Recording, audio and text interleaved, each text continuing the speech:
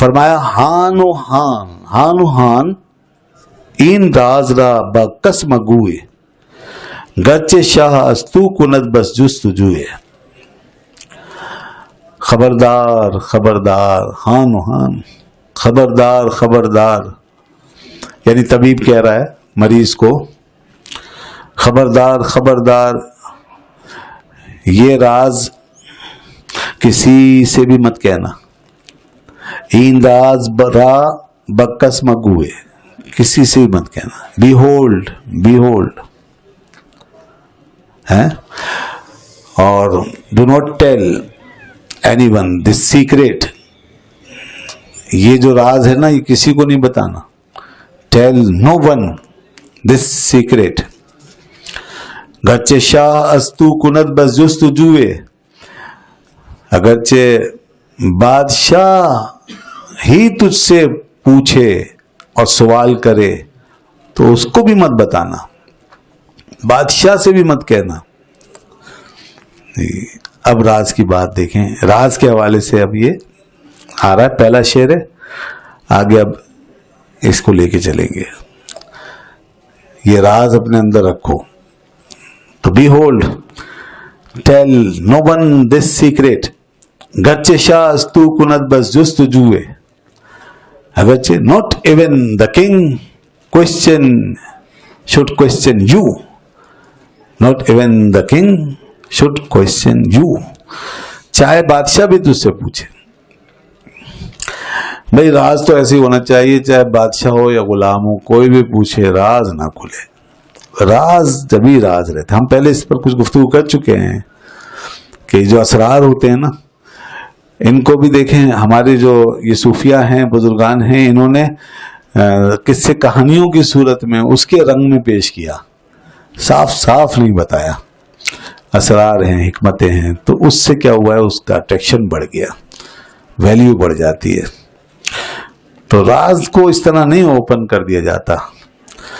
راز کو صرف محرم راز کے ساتھ ہی بیان کیا جاتا ہے. محرم راز جو ہے نا وہی راز کا متحمل ہوتا ہے، بلکہ راز کی ویلیو کو، اس کی اہمیت کو جانتا ہے. باقی تو ہر کس و ناکس کے لیے راز کی بات نہیں ہوتی ہے. تو اس لیے یہ کہہ رہے ہیں کہ چاہے بادشاہ بھی اگر پوچھے تو اس کو بھی مت بتاؤ. شاہ یہ ایک لفظ ہے مشہور، اردو میں بھی بولتے ہیں شاہ، شاہو گدا، اور اسی کے ساتھ بادشاہ ہم بولتے ہیں اردو میں، تو ایک ہی معنی ہے. لیکن فارسی میں پادشاہ ہے، فارسی میں یہ پادشاہ ہے. اردو والوں نے اس کو بادشاہ کر دیا. فارسی میں صحیح لفظ یہ پادشاہ ہے، ہم نے اس کو پا کو با سے بدل دیا. تو پاد شاہ دو لفظ ہیں، یہ مرکب ہے، پاد اور شاہ. اردو میں پاد کے معنی اچھے نہیں ہے نا، تو گندی ہوا کو کہتے ہیں. اس لیے اردو والوں کے ذرا وہ طب نازک پہ گراں گزرا، تو اس لیے انہوں نے پا کو با سے بدل کے کہا بادشاہ. اچھا فارسی کا شعر پڑھتے ہیں لوگ اور اس میں اردو والا بادشاہ استعمال کرتے ہیں. جیسے وہاں کہتے ہیں نا شاہ ہست حسین، اب یہاں پر آگے پادشاہ ہست حسین. فارسی ہے نا، تو فارسی کے مطابق پڑھیں گے، پہ پڑھیں گے. شاہ ہست حسین، پادشاہ ہست حسین. لوگ کہتے ہیں بادشاہ ہست حسین، یہ اب اردو بنا دیا آپ نے اس کو. تو یہ ہے شاہ ہست حسین، پادشاہ ہست حسین، دین ہست حسین، دی پناہ ہست حسین، سرداد نہ داد دست در دست یزید، حقہ کے بنائے لا الہ ہست حسین. یہ تو پادشاہ. اور پاد جو ہے فارسی میں یہاں پہ تخت کے معنی، ہاں اردو میں تو میں نے بتا دیا. تو یہ ہے تخت کے معنی پاد. اور شاہ جو ہے وہ مالک، آقا، خداوند. تو تخت کا مالک، ہم بھی کہتے ہیں تخت و تاج کا مالک بادشاہ. تو اس طرح ہی پادشاہ. اور شہنشاہ، ایک لفظ شہنشاہ، یہ بھی استعمال کیا جاتا ہے بادشاہ کے لیے. گرچہ شاہ استو کنت بس جستجو ہے، تو بادشاہ بھی اگر پوچھے تو مت بتانا. چن کے اسرارت نہان دل شبد آن مرادت زود تر حاصل شبد. چن کے اسرارت نہان دل شبد. یہ چن کے جو ہے نا، یہ چون کے معنی میں ہے اور یہ حرف شد کے طور پر ہے. اسرارت تمہارے اسرار. تو فرماتے ہیں کہ جب تمہارے اسرار تمہارے دل میں پوشیدہ ہوتے ہیں. جی اب یہ جو اسرار دل میں رکھنے کی حکمت ہے وہ بتا رہے ہیں. یہ راز کی باتیں جب تمہارے دل میں پوشیدہ ہوتی ہیں. when your heart becomes the grave of your secrets آن مرادت زود تر حاصل شبد. تو وہ جو تمہاری مراد ہے نا وہ پھر بہت جلد تر حاصل ہو جاتی ہے. جب اسرار کو پوشیدہ رکھو گے تو پھر تمہاری مراد جو ہے وہ جلدی حاصل ہو جائے گی. انسان کی مراد، اس کا مقصد جو بھی ہے، his desire، تو پھر جلدی حاصل کر لے گا وہ. ٹھیک ہے نا. تو اب یہ ایک حقیقت ہے بھائی، جب انسان اپنے راز کو رکھتا ہے دل میں، ارادے کو، قصد کو اگر پنہا رکھتا ہے اور فضول بے فائدہ ادھر ادھر بیان نہیں کرتا اور دل میں رکھ کر کے چلتا ہے تو اس سے اس کو تقویت ملتی ہے. کوئی بھی ایسی چیز جو راز کی قبیل سے ہے، جتنا اسے دل میں رکھو گے نا تو اتنا آپ کو تقویت ملے گی. یہ حقیقت ہے. اور اگر آپ اس کو لوگوں کے سامنے اڈیل دو گے تو سب سے پہلا نقصان یہ ہوگا کہ جو قوت آپ کے اندر مجتمع ہو رہی تھی وہ ضائع ہو جائے گی. جی ہاں، اور بھی نقصان ہوں گے، میں آگے بتاتا ہوں. پہلے ہم اس کو ایک حدیث سے ذرا ویریفائڈ کر لیتے ہیں. یہاں پر حدیث کا حوالہ دے رہے ہیں. گفت پیغمبر حران کو سر نہفت زود گردد با مراد خویش جفت. فرماتے ہیں پیغمبر کا ارشاد ہے، اللہ کے نبی کا فرمان ہے. انہوں نے فرمایا کہ جو کوئی راز کو پوشیدہ رکھے، جو کوئی راز کو چھپا کے رکھے، تو پیغمبر کا ارشاد ہے زود گردد با مراد خویش جفت، تو وہ جلدی اپنی مراد کو پا لیتا ہے. یہ کون سی حدیث کی طرف اشارہ ہے؟ فرمایا استعینوا علی انجاح حوائجکم بالکتمان. یہ حدیث ہے کہ تم مدد طلب کرو علی انجاح حوائجکم، اپنی حوائج یعنی ضروریات کو پورا کرنے کے لیے، اپنے مقاصد کو حاصل کرنے کے لیے اور اس میں کامیابی کے لیے مدد حاصل کرو. کس سے؟ بالکتمان. کتمان سے، کتمان مانے پوشیدگی، یعنی پوشیدہ رکھو.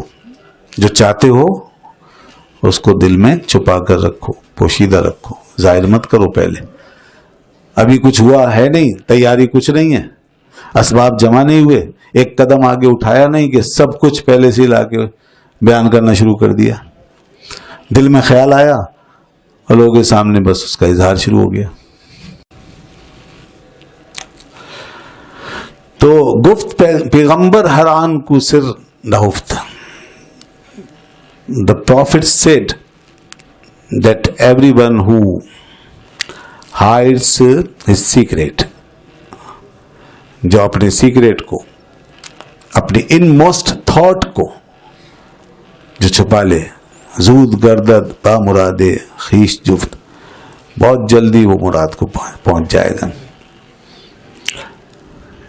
He will soon attain to his object of desire. تو یہ حدیث بھی آ گئی یہاں پر،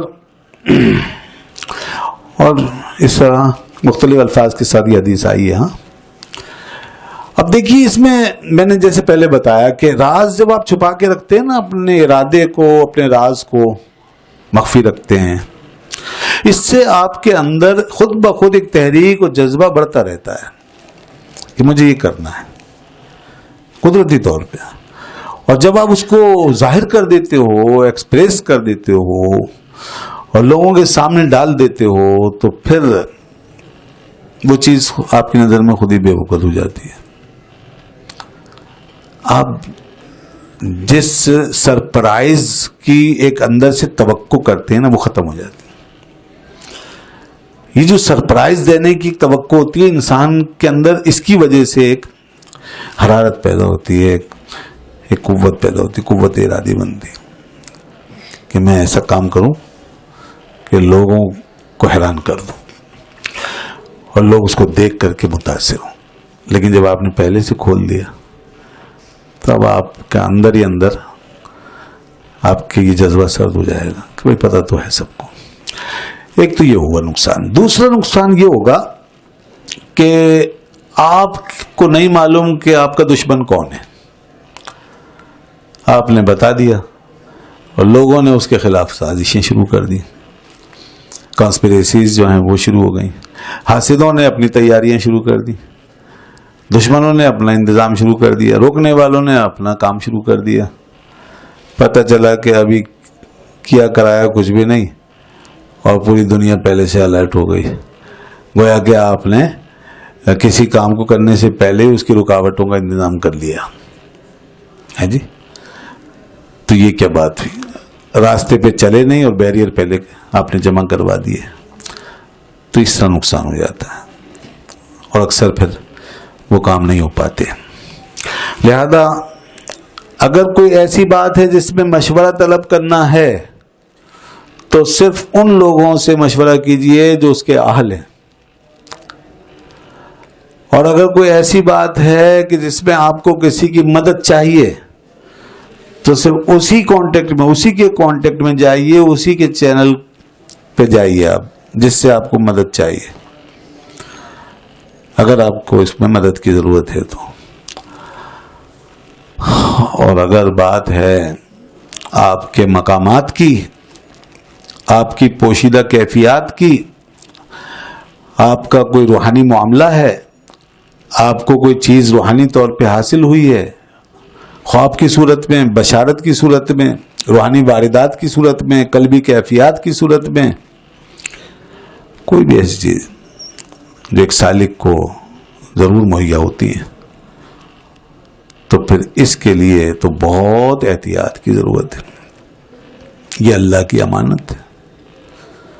سب سے زیادہ آدمی اس بات کے پیچھے کوشش کرتا ہے کہ یہ پہلے بتا دوں, جو مجھ پہ منکشف ہوا ہے نا اس کو پہلے کھول دوں.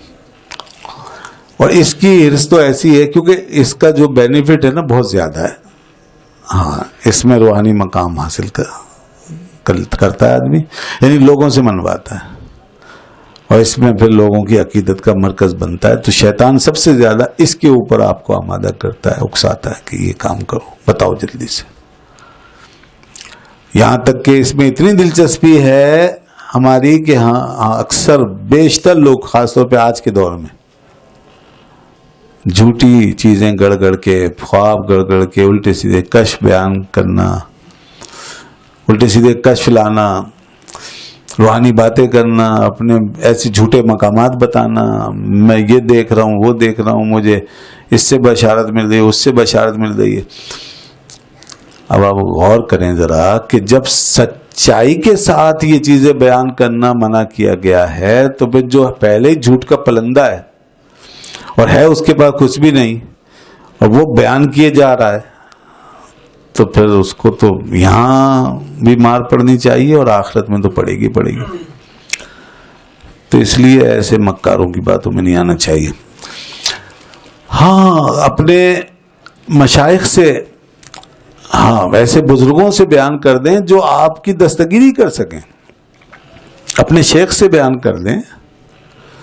اگر کوئی ایسا بزرگ ہو جو آپ کی دستگیری کرے اور آپ کو آگے لے کے چلے اور آپ کو کوئی اچھا مشورہ دے, اس سے بیان کرنے میں حرج نہیں ہے. لیکن عام لوگوں کو سنانا اس جذبے کے ساتھ کہ لوگ مجھے جاننے پہچانے, اس کے بعد ہوگا یہ کہ وہ چیز ضائع ہو جائے گی فوراً. جی ہاں, اس لیے اب اس کو جتنا آپ چھپائیں گے نا, پوشیدہ رکھیں گے, اتنا اس میں بھی تقویت آئے گی. اور اگر آپ نے اس کا اظہار کیا تو یہ چیز ختم ہو جائے گی. جی ہاں یاد رکھیے. تو اس لیے یہاں پر فرمایا کہ گفت پیغمبر ہر آن کو سر نہ ہفت زود گردت با مراد خیش جفت. اور آگے دیکھیے دانا چن اندر زمین پنہان شد پنہان شبد بعد ازاں سرسبز یہ بستان شبد. سبحان اللہ کیا مثال دی ہے.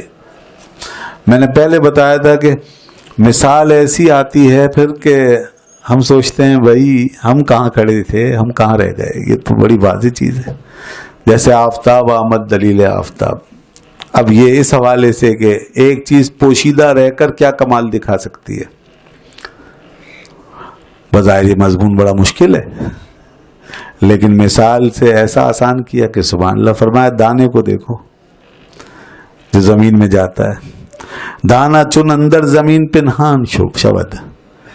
دانا جب زمین کے اندر پوشیدہ ہو جاتا ہے بعد ازاں سرسبز یہ بستان شبد, اس کے بعد پھر باغ کی ساری سرسبزی اسی سے آتی ہے. جو بھی بہار اب اوپر آ رہی ہے وہ اس دانے کی پوشیدگی کا کمال ہے. کتنی ہریالی ہے باہر, کتنے کھیت ہیں, کتنے لالہ زار ہیں, کتنے باغ ہیں, بساتین ہیں, حدائق ہیں, درخت ہیں, پھل ہیں, پھول ہیں, پودے ہیں. سبحان اللہ ایک دانے کا کمال. یہ دانا اندر گیا. اچھا دانے کے حوالے سے بڑی دنیا میں مثالیں آئی ہیں اور مختلف اینگل سے آئی ہے نا کہ دانا خاک میں مل کر گلے گلزار ہوتا ہے. اقبال کا بھی شعر ہے تو وہاں ایک دوسرے حوالے سے بیان کیا. تو یہاں جو فرما رہے ہیں یہاں پر جو اینگل ہے اینگل دے رہے ہیں باپ. اسی مثال کے اندر حضرت کا یہاں پر اینگل یہاں یہ ہے کہ ایک دانہ ہے, اس نے پوشیدگی اختیار کی ہے, اس کے بعد وہ گل گلزار بن جاتا ہے. تو اسی طرح یہ راز ہوتے ہیں اور خفیہ چیزیں باتیں ہوتی ہیں ہمارے اندر کی. اس کو اگر ہم اندر رکھیں اور دانے کی طرح اپنی سرزمین سینہ کے اوپر, سرزمین سینہ کے اندر اس کو پالیں یا دل کی سرزمین کے اندر اس کو پالیں, اس کی پرورش کریں, تو پھر دیکھو یہ کیا کچھ بن کے نکلے گا اور اس سے کیسی کیسی بہاریں نمودار ہوں گے. دانا چن اندر زمین پنہان شبد. When the seeds are hidden into the earth, جب یہ زمین کے اندر پوشیدہ ہو جاتا ہے. بعد ازاں سرسبزی بستان شبد. After that it becomes the venger of the garden. It becomes the venger of the garden. پھر یہ بن جاتا ہے.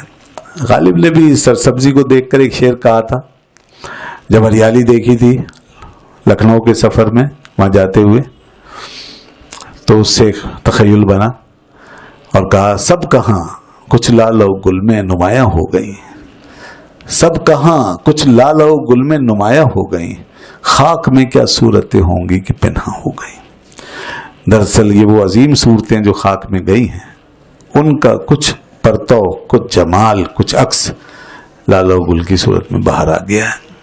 اس لیے آج یہ ہماری زمین اتنی خوبصورت ہے کہ اتنے بڑے بڑے لوگ اس زمین کے نیچے جلوہ گر ہیں اور ان کے حسن کا ایک پرتو ہے جس نے زمین کو اتنا حسین بنایا ہے.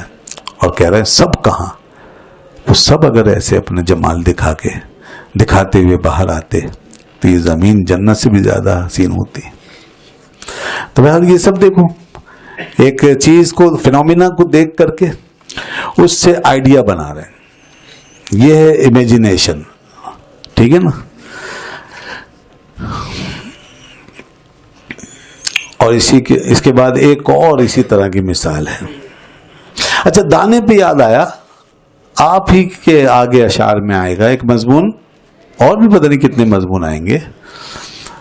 ایک جگہ اور آپ نے فرمایا دانا جو ہے نا, یہ دانا کن کن مرحلوں سے گزرتا ہے تو دانا ہی بن جاتا ہے اور لقمہ لقمان بن جاتا ہے.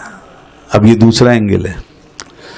دانا دانائی بنتا ہے, یہاں تو فرمایا نا کہ وہ گلے گلزار ہو گیا, اور وہاں فرماتے ہیں کہ یہ دیکھو کس طرح کٹتا ہے, پستا ہے, کچلا جاتا ہے, پیسا جاتا ہے, छाना जाता है, गूंदा जाता है, पकाया जाता है, फिर वो रोटी बनकर लुकमा बनके जब हमारे अंदर जाता है तो दाना दाना ही बन जाता है, लुकमा लुकमान बन जाता है।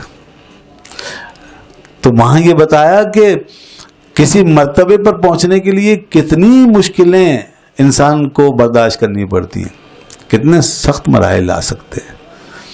गालिब का भी इस पर एक शेर है कि दाम हर मौज में है हंगामे सदका में निहन, देखो क्या क्या गुजरे है कतरे पे गौर होने तक। बहरहाल ये दाने के हवाले से फरमाया।